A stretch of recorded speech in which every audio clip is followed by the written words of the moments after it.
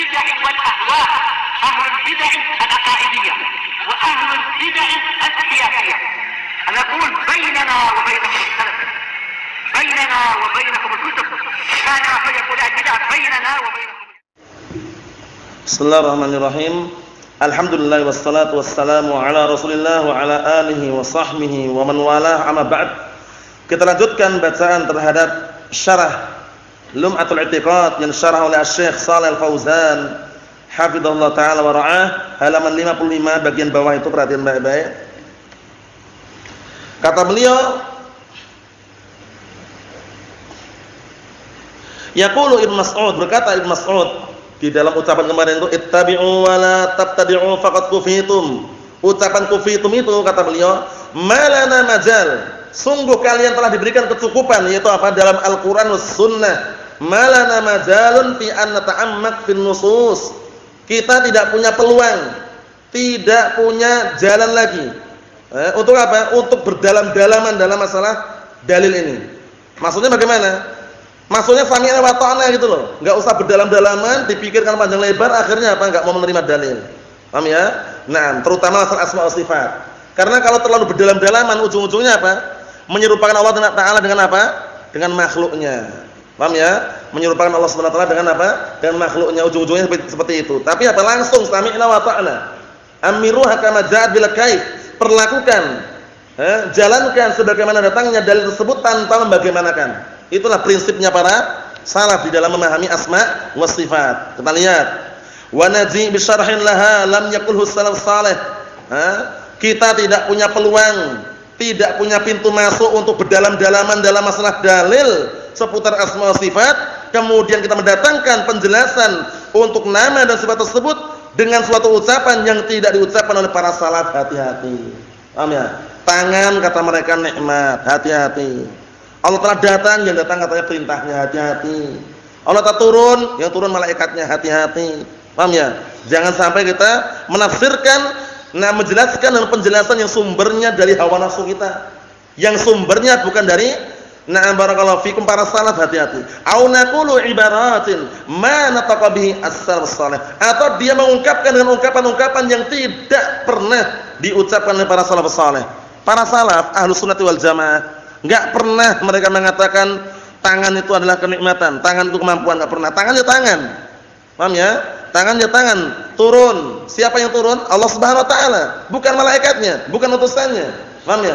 Kalau mereka ahlu bid'ah wad dhalal, dari kalangan al-musyabbihah atau yang semisalnya, mereka mengatakan, masa sih Allah telah turun? Kalau turun berarti sama seperti kita. Ayo, ujung-ujungnya menyamakan, tasbih. Paham ya? Tamsil, Allahul musta'an. Kan sudah kita lewati definisi apa? Tauhid al-asma was sifat. Definisi tauhid al-asma was sifat, yaitu mengesahkan, menunggalkan Allah Taala di dalam nama-nama dan sifat-sifatnya tanpa apa? 4 perkara, tanpa mentaktil. Tanpa mentaktil. Tanpa apa lagi? Mentahrif. Taktil itu menolak, menghilangkan. Kedua, mentahrif mengubah makna. Tanpa apa? Mentamsil, menyerupakan. Tanpa apa? Mentakyif, membagaimanakan, menggambarkan. 4 perkara ini hindari. Paham ya? Ahlus Sunnah dalam masalah penetapan apa kemarin kaidahnya? Isbatun bila tamsil, tanzihun bila ta'til. Itu kaidahnya. Isbatun bila tamsil, tanzihun bila ta'til. Itu kaidahnya ya. Nah, barakallahu fikum. Isbatun bila tamsil, tanzihun bila ta'til. Ini kaidah dihafal. Tulis ya. Kaidahnya ini penting, ini sering muncul ini. Apa kaidahnya tadi? Isbatun bila tamsil, tanzihun bila ta'til. Mafhum soal ini? Nah, upayakan tercatat, nanti dihafal itu kaidahnya. Jadi isbat, penetapan tanpa menyerupakan, tanzih, mensucikan sifat yang kurang tanpa ta'til, tanpa penolakan. Paham belum? Paham maksudnya ya? Nah, isbatun bila tamsil, tanzihun bila ta'til.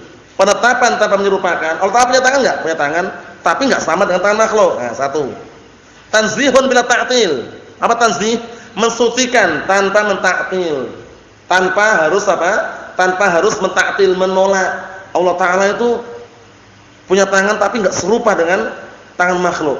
Paham ya? Bukan berarti ketika Allah Ta'ala punya tangan, makhluk juga punya tangan, berarti kita bersihkan biar enggak serupa dengan makhluk, Allah Ta'ala enggak punya tangan. Nah, itu keliru. Paham belum?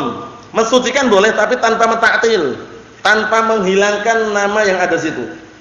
Tanpa barakallahu fikum menolak yang ada di situ. Apa maksudnya? Nah, isbatun bila tamsil, tanzihun bila ta'til. Nah, penetapan tanpa penyerupaan, pensucian tanpa apa? Mensucikan atau pensucian tanpa apa? Tanpa mentaktil, tanpa membuang atau menghilangkan atau menolak nama-nama sifatnya. Na'am barakallahu fikum. Kita lihat lagi. Hadhi qa'idatun 'azimatun annaka la tutalliq li nafsika al-inan. Artinya apa? Ini ada kaidah yang agung, yaitu jangan sampai kamu melepaskan tali kendali. Paham ya? Untuk dirimu, khususan fi babil asma sifat, terkhususkan dalam masalah asma wa sifat. Au tadhkur ma'ani lam yadhkurha salafus salih, atau kamu menyebutkan makna-makna yang tidak disebutkan oleh para salafus salih. Hati-hati. Tajannab hadza, jauhi seperti ini. Li'anna hadza mazalatu aqdam, dikarenakan perbuatan seperti ini adalah apa? Tempat tergelincirnya telapak kaki. Al-Hafidz Ibnu Hajar Asqalani rahimatullah alaih, Al-Imam An-Nawawi, mereka berdua imam ahli sunnah, namun mereka tidak selamat dari ketergelinciran dalam masalah asma wa sifat ini. Rahimahumullah. Paham ya? Na'am barakallahu fikum. Mereka masih ulama ahli sunnah.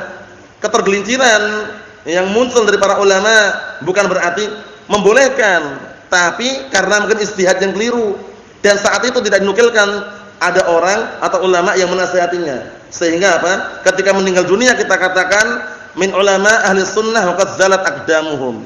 Termasuk ulama ahli sunnah, hanya saja apa? Tergelincir, terpeleset telapak kakinya. Maksudnya bagaimana? Ada kekeliruan di situ. Kalau Imam Nawawi seringnya dalam syarah Sahih Muslim, beliau sering menukilkan ucapan apa? Fihi jawazu at-tabarruk bi athari shalihin. Kalau antum misalkan pernah baca atau pernah menyimak, antum akan jumpai lafaz itu. Imam Nawawi seringnya mengucapkan seperti itu. Di dalam hadis itu ada pendalilan bolehnya mencari berkah dengan apa? Bekas-bekas orang saleh. Boleh enggak? Enggak boleh, syirik. Ketergelinciran di situ, ketergelincirannya. Nah, memang kita diperbolehkan dulu ketika Rasulullah masih hidup. Paham ya? Para sahabat mencari berkah sisa-sisa di Rasulullah minum, boleh enggak masalah. Tapi begitu beliau meninggal sallallahu alaihi wasallam, tidak ada lagi dari kalangan manusia yang boleh kita mencari berkahnya. Paham ya? Nah, mohon insyaallah ya. Kemudian untuk Al-Hafidz Ibnu Hajar, Asy-Syaikh Abdul Aziz Ibnu Abdullah Nubaz rahimatullah alaih, beliau punya catatan kaki terhadap Fathul Bari, di antaranya untuk mentanbih beberapa kekeliruan Al-Imam Al-Hafidz di situ. Masalah asma wa sifat. Paham ya? Nah, kalau antum mengecek meneliti, ya, mencari kitab Fathul Bari yang ada takliknya Asy-Syaikh bin Baz rahimatullah alaih, bagus sekali. Darussalam cetakannya. Cetakan Saudi ya, bagus. Kita lihat, wa anta bi'afiyah walhamdulillah, dan kamu selamat walhamdulillah. Maksudnya bagaimana? Maksudnya tahan tali kendali dirimu, jangan sampai kamu terlepas dari apa? Dari pengendalian sehingga dalam masalah asma wa sifat ini sembarangan. Nah, karena perkara ini perkara besar, bukan perkara yang kecil. Kam ra'ayna ba'dal kuttab al-'asr. Betapa banyak kami melihat sebagian para penulis al-'asr zaman sekarang kita ini, wal muallifin, dan juga para pengarang kitab, qadir takabu akhta'an fi istikhdam ibarat, sungguh mereka telah terjatuh dalam kekeliruan di dalam menggunakan apa? Ungkapan-ungkapan, wastilahat, dan juga istilah-istilah istahsanuha wa katabuha, yang mereka menganggap bagus dan mereka menulis atau mencatat. Antum pun, kita pun di dalam melafadzkan bahasa Indonesia itu pun upayakan kalaupun menggunakan istilah-istilah yang lain, upayakan sama atau maknanya sesuai dengan yang diinginkan. Jangan jauh dari pembahasan, jangan jauh dari temanya sehingga nanti apa? Difahami lain. Nah, Arab pun juga sama, Arab. Paham ya? Nah, kata beliau di sini, para penulis kitab, para pengarang kitab generasi belakangan zaman sekarang ini, kata beliau, mereka sungguh banyak yang terjatuh dalam kekeliruan karena menggunakan istilah-istilah, ungkapan-ungkapan yang mereka anggap bagus padahal tidak sesuai. Wa hiya akhta' lam yusbiqu ilaiha khususan fi kutubil aqaid wa hadha ghalatun kabir.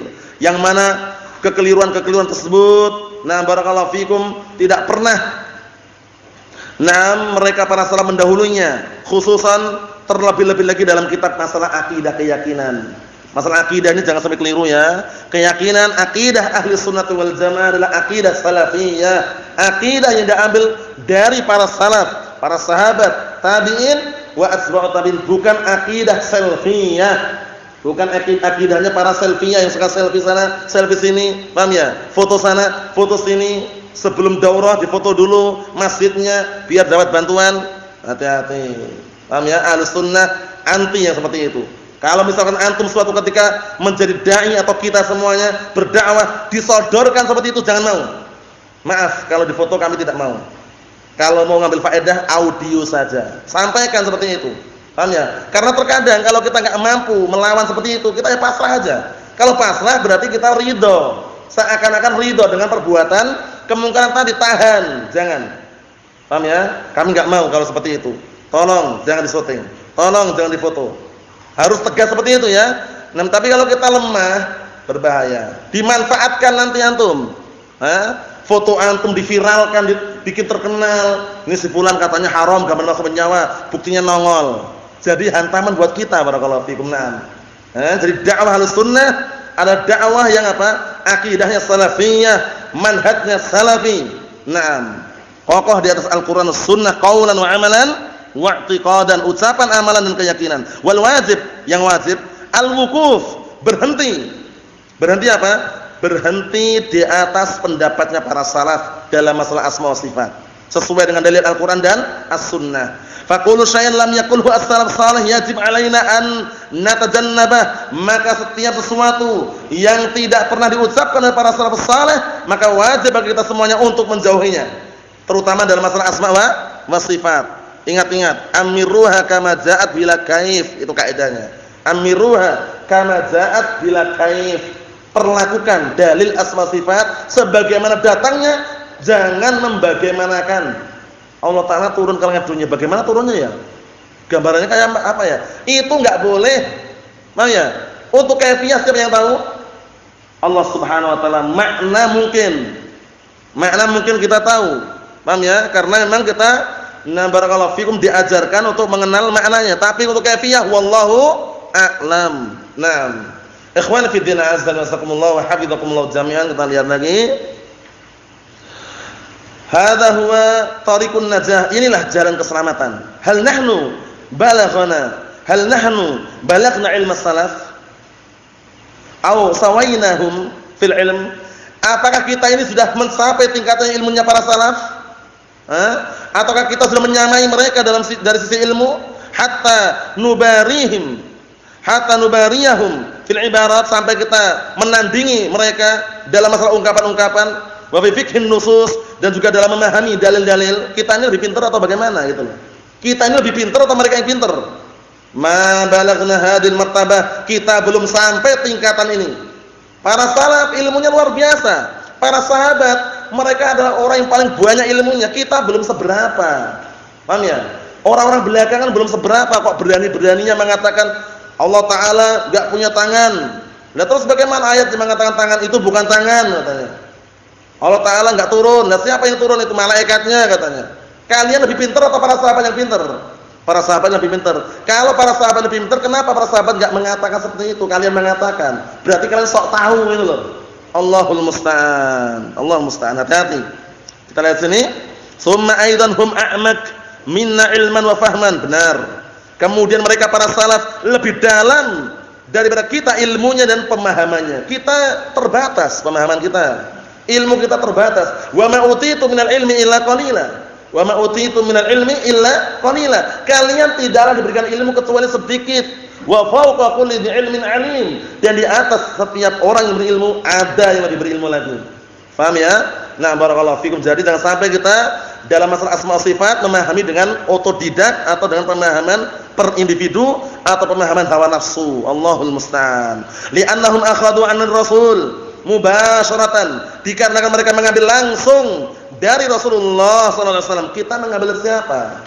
Kita mengambil dari atba'ut tabi'in, jauh sekali zamannya.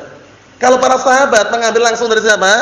Rasulullah sallallahu alaihi wa ala alihi wasallam. Tabi'in mengambil langsung dari siapa? Para sahabat. Atba'ut tabi'in mengambil langsung dari siapa? Dari tabi'in. Kita dari siapa yang kita ambil? dari para ulama yang datang setelah mereka. Paham ya? Jadi jangan sampai kita menghina para ulama, terutama ulama Ahlus Sunnah wal Jamaah, karena mereka adalah apa? Warasatul anbiya, pewaris para nabi. Kalau kita menghina para ulama Ahlus Sunnah terkhususkan, berarti dikhawatirkan kita menghina Rasulullah SAW yang telah mewariskan ilmunya kepada para ulama. Paham ya? Kepada para sahabat, kemudian sahabat kepada para tabi'in, tabi'in kepada para atba'ut tabi'in, atba'ut tabi'in kepada berikutnya. Faham maksudnya ya? Na'am barakallahu fikum. Bahkan termasuk min alamati ahli bid'ah wad dalal wa ahli zaik al-waqi'ah fi ahli athar. Termasuk tanda-tandanya orang sesat, orang menyimpang adalah apa? Mencaci maki, menghina ahli athar, menghina ahli hadis. Paham ya? Seperti orang-orang apa? Jamaahnya Muhammad al-Haddad. Nah, barakallahu fikum atau yang semisalnya, orang Sururiyun yang dulu mereka pernah mencaci maki Syekh Muhammad bin Shalih Al-Utsaimin. Paham ya? Mereka mengatakan Syekh Muhammad bin Shalih Al-Utsaimin itu adalah termasuk ulama haid dan nifas katanya. Taunya cuma masalah haid sama nifas saja katanya. Memang beliau kalau masalah fikih luar biasa Ibnu Utsaimin rahimahullah taala. Tapi bukan berarti beliau hanya itu saja. Tunjukkan beliau juga mengarang apa? Masalah lughah. Mulai syarah Jurumiyah, syarah Alfiyah Malik juga punya. Masalah usul punya enggak? Punya. Al-Usul min Usul, syarah Waraqat juga ada. Syarah usul qawaid barakallahu fikum usul fiqh wa qawaidih. Paham ya? Masalah mustalah sudah kami sebutkan tadi. Syarah Baiquniyah juga ada. Syarah apa? Barakallahu fikum, Nuzhah juga punya. Jadi beliau itu ilmunya luar biasa. Nah, orang-orang yang nuduh ini katanya Ibnu Utsaimin tahunya cuma masalah haid dan nifas katanya. Allahul musta'an. Hati-hati ya kalau sudah mencaci maki para ulama, berbahaya. Naam. Kita lihat sini barakallahu fikum. Ikhwani fi din azza wa jalla, kita selesaikan dikit lagi. Kata beliau, "Wa li hadza yaqulu Abdullah Mas'ud radhiyallahu anhu." Oleh karena ini berkata Abdullah Mas'ud radhiyallahu anhu, "Ulaika ashabu Rasulillah sallallahu alaihi wasallam aghzarun nas ilman wa aqalluhum takallufan qaumun ikhtarahumullah li suhbatin nabiy sallallahu alaihi wasallam." Masyaallah. Mereka itu adalah para sahabat Rasulullah sallallahu alaihi wasallam. Mereka adalah orang yang paling banyak ilmunya dan paling sedikit takallufnya. Enggak terlalu membebankan diri. Enggak punya dana, enggak punya harta, enggak perlu takalluf bangun masjid, minta-minta, enggak ada. Paham ya? Nah, barakallahu fikum, seperti itu enggak ada. Qaumun ikhtarahumullah li suhbatin nabiy sallallahu alaihi wasallam, yaitu mereka kaum yang Allah Taala pilih untuk menjadi sahabat nabinya sallallahu alaihi wa ala alihi wasallam. Banyak ilmunya, paling sedikit takallufnya. Jadi jangan sampai kita dalam masalah agama ini takalluf, membebankan diri. Enggak pernah ada perintah suruh bikin masjid, itu enggak ada. Keutamaan bikin masjid, na'am. Paham ya? Nah, keutamaan bikin masjid, na'am. Akan Allah Taala apa? Bikinkan rumah di surga di antaranya. Ya kan? Nah, barakallahu fikum. Tapi ingat, bukan perintah untuk bangun masjid. Kalau antum enggak mampu, enggak punya uang, enggak usah bangun masjid kemudian minta-minta. Paham ya? Belum punya uangnya sudah apa? Sudah bikin kotak besar. Ini sekian-sekian hektar mau dibeli. Beli pakai uang apa? Minta-minta, jangan. Takalluf namanya. Paham ya? Jadi suatu ketika antum berdakwah, menjadi da'i ilallah, hindari yang namanya minta-minta. Untuk dakwah untuk pribadi haram. Paham ya? Kecuali apa? Di dalam hadis Qabisah riwayat Muslim, ya Qabisah, innal mas'alata la tahil illa li ihda salat. Wahai Qabisah, minta-minta itu haram, enggak dihalalkan kecuali untuk salah satu 3 orang. Pertama apa? Rajulun tahammala hammalatan. Orang yang dia itu apa? Memikul hutang. Terbebani hutang besar. Mungkin karena dia mendamaikan seorang sehingga harus membayar hutang banyak, atau mungkin dia memikul hutangnya orang tua sehingga harus membayarnya tapi enggak punya uang. Diperbolehkan sampai apa? Hatta yusibah. Tsumma yumsik. Diperbolehkan meminta sampai terlunasi, setelah itu menahan. Satu itu. Kedua, na barakallahu fikum, rajulun, orang yang apa? Istahad. Paham ya? Atau jaih. Ya, jaih itu maksudnya dia itu tertimpa musibah besar. Istahad malah sampai habis hartanya. Seperti apa contohnya? Tsunami, kena banjir, tanah longsor. Kemudian apa? Gempa bumi. Rumahnya habis, hartanya habis, ludes. Diperbolehkan dia minta-minta sampai apa? Nah, barakallahu fikum, sampai bisa menegakkan tulang punggungnya. Setelah itu nanti enggak boleh lagi. Yang ketiga apa? Yang ketiga, orang yang tertimpa padanya faqah, kefakiran, benar-benar fakir, hatta yaqula salah satu min ahli hijab. Paham ya? Sampai tiga orang yang berakal, tiga orang yang berilmu mengatakan fulan asabathu faqah. Si fulan tertimpa kefakiran. Nah, disaksikan tiga orang. Si fulan tertimpa kefakiran. Baru diperbolehkan minta sampai apa? Bisa menegakkan tulang punggungnya. Itu yang namanya minta-minta diperbolehkan. Selain itu haram. Minta-minta dakwah, proposal, tinta hitam di atas kertas putih, hindari. Barakallahu fikum. Naam. Bebaskan lahan, beli gedung, pembangunan, hindari. Barakallahu fikum. Selama minta-minta jangan. Untuk pribadi bagaimana? Jangan juga. Kenapa? Rasulullah SAW menyatakan dalam hadis yang sahih, hadisnya Abdullah bin Umar radhiyallahu anhuma, muttafaqun alaihi, apa kata beliau sallallahu alaihi wasallam, la yazalur rajulu yas'alun nas hatta ya'tiya yaumil qiyamah wa laysa fi wajhihi mus'at lahmin. Ngeri. Artinya apa? Dan senantiasa ada orang yang minta-minta terus, minta-minta, tasawul, minta-minta, sampai apa? Sampai nanti datang di hari kiamat dalam keadaan tidak ada secuil daging di wajahnya. Ngeri. Barakallahu fikum. Na'am. Upayakan kita jangan minta-minta. Barakallahu fikum. Kalaupun enggak punya, minjam. Minjam lebih mulia daripada minta. Paham ya? Al-yadul ulya khairun minal yadi as-sufla. Tangan di atas memberi itu jauh lebih baik daripada tangan di bawah minta. Kalaupun antum butuh, minjam daripada minta. Selama antum masih mampu untuk mengembalikan, minjam. Paham ya? Nah, barakallahu fikum. Tapi kalau seandainya antum tidak butuh, enggak perlu hutang. Paham ya? Karena hutang itu tanggung jawabnya besar. Paham ya? Ini kembali ke hukum asal ya. Adapun kalau darurat ya lebih baik hutang daripada minta gitu loh. Paham ya? Itu tetap harus kita jaga. Karena apa? Karena yang namanya minta-minta itu dalilnya banyak sekali tentang pengharamannya dan juga ancaman-ancamannya. Mohon insyaallah ya. Sampai-sampai Syekh Muqbil bin Hadil Wadi, apa kata beliau? Beliau mengarang kitab yang bisa dikatakan tipis, tapi isinya masya Allah luar biasa. Yang terjemahkan orang hizbiyun, damul masalah, tercelanya minta-minta. Paham ya? Dah terjemahnya dah ada itu. Mereka sendiri minta-minta. Allah musta'an, untuk dakwah, untuk ini, untuk itu, tasawul, untuk bebaskan tanah sebelahnya, untuk bebaskan ini dan itu. Allahul musta'an. Jangan minta-minta. Jangan minta-minta ya. Suatu ketika anda berdakwah, lebih baik makan dari hasil dia kerja sendiri daripada minta-minta ke orang lain. Walaupun jualan madu, jualan roti, jualan cilok, jualan apa lagi kemarin? Tempe tahu, yang penting halal. Daripada minta-minta. Karena antum sekarang mungkin bisa dikatakan syabab, masih pemuda, belum berkeluarga. Nanti kalau sudah berkeluarga, mungkin dituntut untuk mencari ma'isyah. Carilah yang terbaik. Jangan mencari ma'isyah dengan cara haram, yaitu apa? Tinta hitam di atas kertas putih, tasawul. Paham ya? Nah, barakallahu fikum. Tapi carilah dengan cara yang halal walaupun jualan. Karena apa? Disebutkan dalam hadis yang sahih, hadisnya Miqdam. Hadisnya apa? Miqdam ibni bin Ma'di Karib. Miqdam bin Ma'di Karib radhiyallahu anhu riwayat Bukhari. Apa kata beliau? Ma akala ahadun ta'aman qad khairan min an ya'kula min amali yadihi. Wa inna nabiyallah Daud kana ya'kulu min amali yadihi. Artinya apa? Tidaklah ada orang makan sesuatu jauh lebih baik ketika dia makan dari hasil karya dia sendiri, hasil kerja dia sendiri. Dulu Daud alaihissalam makan dari hasil apa? Jerih payah kerja Nabi Daud alaihissalam sendiri. Enggak minta beliau. Paham ya? Kerjaannya apa? Beliau tukang bikin apa? Baju dari besi. Paham ya? Nah, barakallahu fikum. Menunjukkan bahwasanya kerja itu mulia. Dan kerja macam-macam bentuknya, ada yang kerja online, offline, ada yang nampak, ada yang santai tapi menghasilkan. Paham ya? Ada juga seperti itu. Jadi kerja itu semuanya intinya ada kerja. Ada yang namanya apa? Mencari ma'isyah walaupun dengan cara bagaimanapun, bukan berpangku tangan, apalagi menyandarkan pemberian orang lain. Hati-hati. Menyandarkan pemberian orang lain berbahaya. Kalau orang lain meninggal, dia mau minta rezeki apa? Coba. Sandarkan rezeki kepada Allah Subhanahu wa taala, tenang antum. Paham ya? Tenang. Itu sekedar selingan, nasihat karena antum semuanya tentunya ke depannya akan menjadi orang-orang yang besar. Berkeluarga, ya kan? Seperti itu. Na'am barakallahu fikum. Dan kita alhamdulillah yang sudah berkeluarga misalkan, tentunya akan menjadi apa? Pelajaran dan ibrah bagi kita semuanya bahwasanya minta-minta haram dan kita harus bisa menghindarinya. Nah, ini para sahabat ini.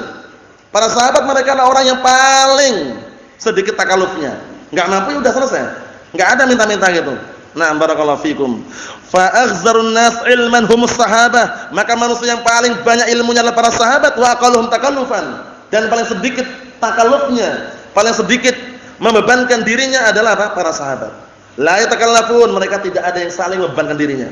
Wala yataqa'arun fil alfaz, dan mereka tidak berlebih-lebihan dalam lafaz. Yataqa'arun itu masih berdalam-dalaman dalam masalah lafaz. Dalam masalah melafadzkan, mengucapkan, wa inna ma ya'khuduna min muqtadal kitab sunnah biduni takalluf. Akan tapi mereka mengambil apa? Mengambil dari apa yang ada dalam Al-Qur'an Sunnah. Paham ya? Mengambil sesuai dengan apa yang ada dalam Al-Qur'an Sunnah tanpa takalluf, tanpa pembebanan, tanpa membebankan diri mereka. Wa tashqiq lil ibarat, tanpa memberatkan di dalam ungkapkan semampunya. Barakallahu fikum. Karena manusia itu beda-beda ya. Ada yang pandai dalam mengungkapkan, ada yang terkadang ungkapannya sulit dan berat, ada yang tahu ungkapannya tapi berat mengungkapkan. Paham ya? Sehingga apa? Semuanya tentunya senantiasa minta kepada Allah Subhanahu wa taala agar diberikan kemudahan di dalam melafadzkan Rabbi shrah li sadri wa yassir li amri wahlul 'uqdatam min lisani. Termasuk doanya sebagian para nabi seperti itu. Doanya siapa itu? Nah, Daud alaihissalam kan? Musa alaihissalam kan? Nah, ketika apa? Ketika berdakwah, karena saat itu memang posisinya kaum itu suka ngejek gitu ya. Nah, barakallahu fiikum, seperti itu. Agar diberikan kelapangan di dada, kemudian diuraikan ikatan-ikatan yang menghalang-halangi di dalam lisan ini, dan agar dipahami ucapannya oleh kaumnya. Nasallahu alaihi wasallam fid dunya wal akhirah walhamdulillah rabbil alamin.